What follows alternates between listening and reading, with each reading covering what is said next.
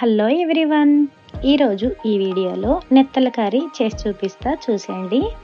వీటినైతే first మనం తల తోక తీసేసి శుభ్రంగా చేసుకోవాలండి. వీటిని వాష్ చేసేటప్పుడు చాలా టైమ్స్ అయితే మనం కడుక్కోవాలి. నేనైతే చాలా సార్లు కడిగేశానండి. చూసారు కదా, ఇలా శుభ్రం చేసుకోవాలి. ఫస్ట్ అయితే స్టవ్ వెలిగించేసుకొని ప్యాన్ పెట్టుకొని ప్యాన్లో మనం ఆయిల్ వేసి వేడయ్యిన తర్వాతనే ఫస్ట్ కడిగి పెట్టుకున్న ఈ నెత్తలని వేయించుకోవాలండి. ఈ నెత్తలు వేగేటప్పుడు సిమ్లో పెట్టి వేయించుకోండి. పెద్ద మంట పెట్టేసి బాగా నూనె మరిగిన తర్వాత వేస్తే మాడిపోతాయి. ఈ కలర్లో గోల్డెన్ కలర్లో వచ్చిన తర్వాత తీసి పక్కన పెట్టుకోండి.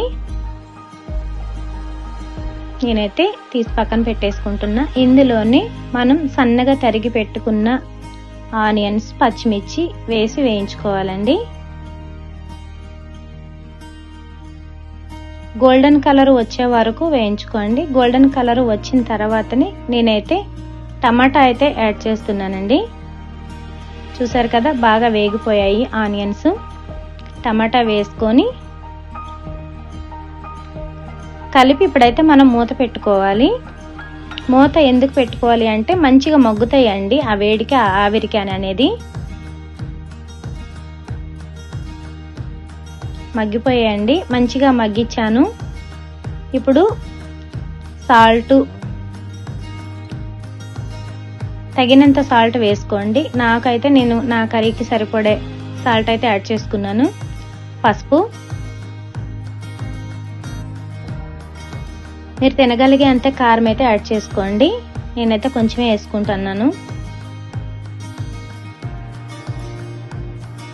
ఇలా వేసుకొని కలుపుకున్న తర్వాత మళ్ళీ కాసేపు మూత పెట్టి మగ్గించుకోవాలండి.